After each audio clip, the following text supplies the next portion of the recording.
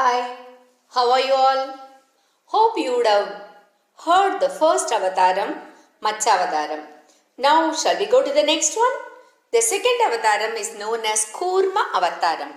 I have mentioned before about the Darwin theory of evolution.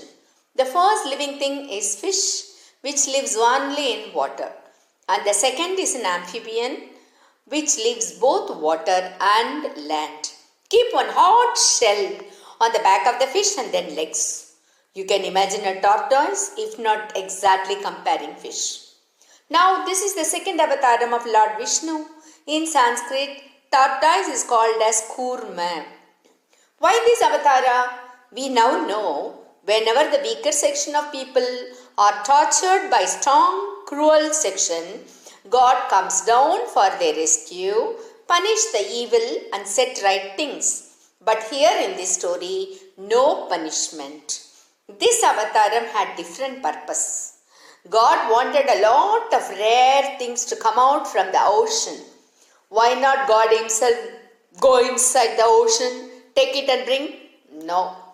I'll tell you. Suppose your mother buys a beautiful gift for you. Say, maybe it is a frock or a watch or a diamond ring.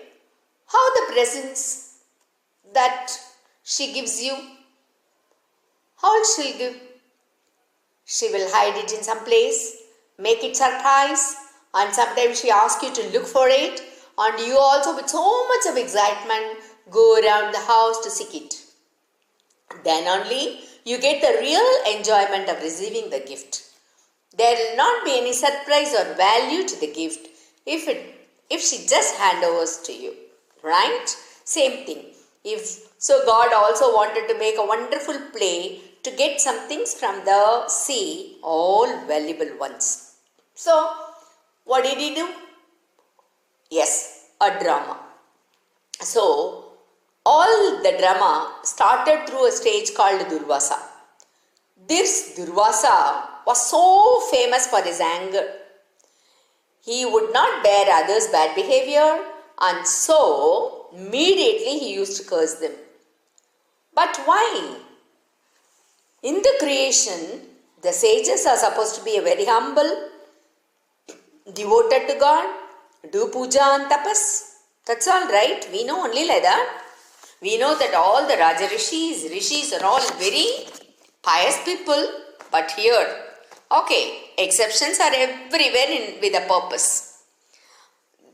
As far as this mythology is concerned, there are two exceptions so far. One is Durvasa, and the other one is Narada.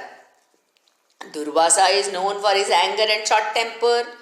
Even in our house, when we get angry, our elders used to say, "Look, angry like Durvasa."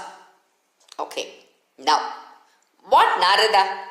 Narada is known for his mischievous behavior and make people to involve in fight. But we always say in Tamil, Naradar Kalagam Nanmayil Mudiyum. That is, whatever Narada does or whatever is the mischievous done by Narada will always result good. He starts his work with the purpose of good to the universe. So always the end will be all is well that is well. Now, let's go to the Durvasa story. Once Durvasa was returning from Vishnu Loka, receiving a beautiful garland from Vishnu. On the way, he saw Lord Indra, who was the king of all Devas. He was coming in his elephant. With goodwill, the Rishi gave that garland to Indra. Indra was not an ordinary man. With so much of devotion and hard work, puja, tapas, he had attained this post. All king of Devas, and his kingdom is Amaravati Pattinam. So, but you know what happens to whether it is a human or it is Devas or it is Asuras, whoever it is, the very beginning, everything is good, especially the behavior of those people. Then, slowly, the arrogance enter into their behavior, then God comes and gives them a good lesson and make them alright. So now, Indra was in his peak of arrogance. He took the garland and put it on the elephant's neck. The elephant took it, put it under his leg and crushed it. Oh, what would have happened? Already our angry sage. So, our angry sage got annoyed. He cursed Indra. You know what did he say? How he cursed? He said, Indra, let your kingdom, that is Amaravati, lose all the wealth and good things, and let Deva lose their power. Let Lakshmi Kataksham go away from your world. Oh my God. That's all. Now Indra realized his mistake, but irreversible. He was shivering and begging the sage to forgive him, but no. So now all the devas lost their wealth and good fortune. They became so weak. Now this is Asura's turn to fight with them. All started torturing them. Now, before going into the story, continuing the story, I want to ask you, who is Asura, who is Deva, and who is Rakshasas? Alright. When a new yuga was started by Brahma, he created 7 rishis. They are known as Sapta Rishi, and Kashyapa Rishi is one among them. This Rishi, he married 13 daughters of Daksha Prajapati. Now let us talk only about 2 daughters, which is important for this story. One is Aditi and one is Titi. This Aditi is the mother of Devas, otherwise they are called as Suras also. Deva means heavenly, divine, anything of excellence and represent the good. Titi is the mother of Asuras, exactly opposite of Devas. But still you can find good ones also, good Asuras. They are called as Adityas and they are led by Varuna. Now Asuras are basically half brothers of Devas. Father is same. So they described in Indian texts as powerful superhuman demigods or demons with good or bad qualities. So Asuras are also very learned scholars and great devotee of God. Then they do their penance and get a lot of boons from God like Shiva, Brahma, Indra and so on. Then later, slowly as I said, they become powerful and mighty and they want to test their quality, superpower on others. Then they become very cruel. Why God gives them such boons even though He knows they are bad? But when they do the penance, they are good. And God has to give the fruit of their penance, irrespective of their quality. So, that is the way the Asuras gets all their power. Then Rakshasas were basically unrighteous human beings who possessed almost all the qualities and behavior of Asuras. They possess the qualities of short temper, ego and so on. Now in this story we are going to talk only about Asuras and Devas. Okay. Now let's come to the story. The Asuras started teasing and constantly fighting with Deva, and now because Devas were very weak, where do they go? They directly go to Lord Vishnu. So Vishnu seems to be waiting for them. He also had to get something very important from the ocean. You know what? I'll tell you when it comes out from the ocean, which is very important for Lord Vishnu. Okay. Now, what Vishnu did, you know? He suggested Devas to churn the ocean. Such a big ocean. How to? Then he suggested again, you take Mandara mountain as churning stick.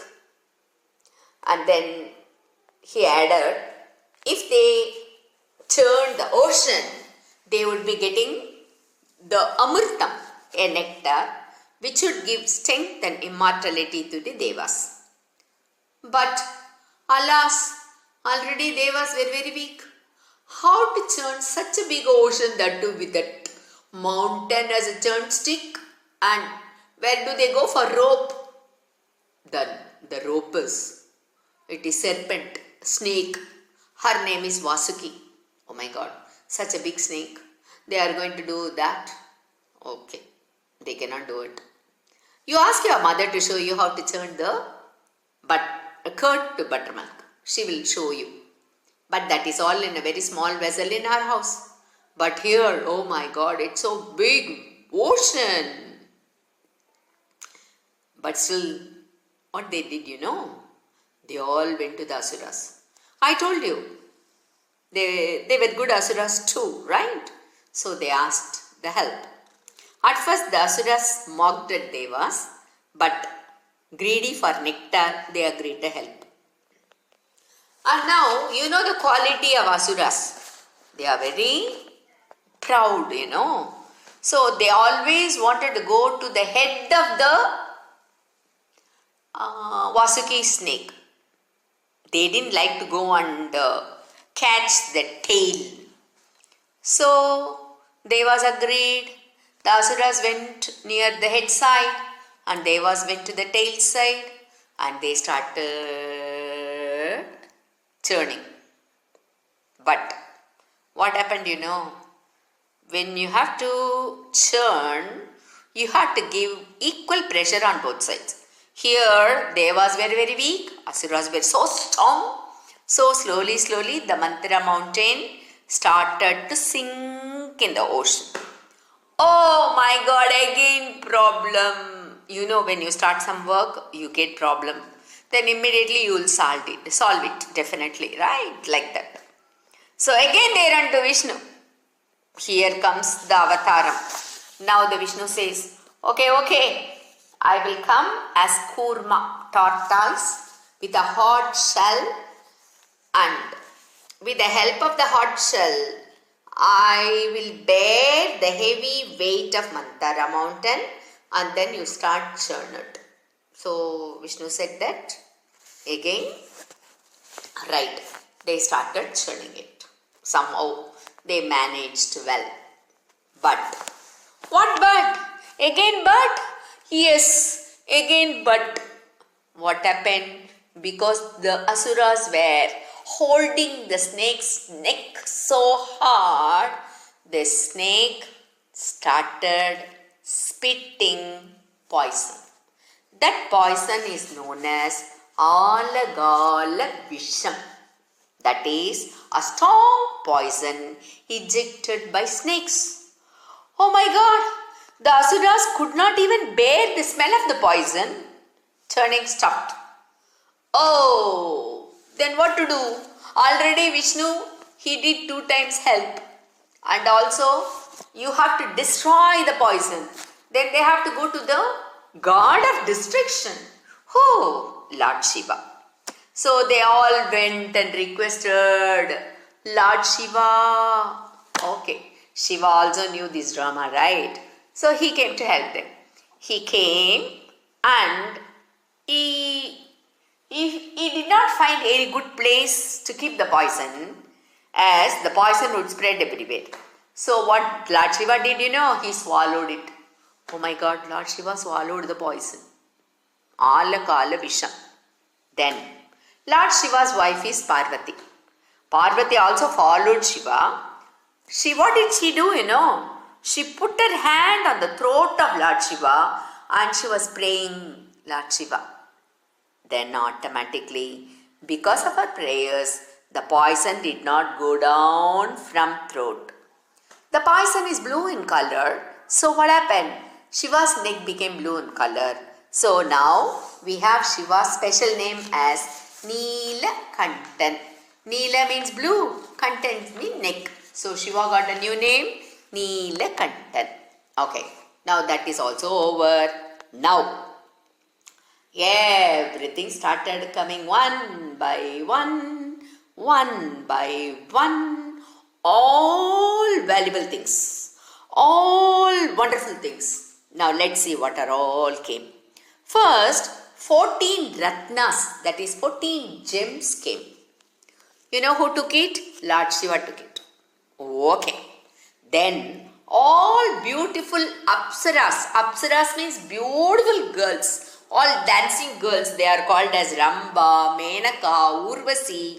All of them came up and they all went to Indra's kingdom. Okay.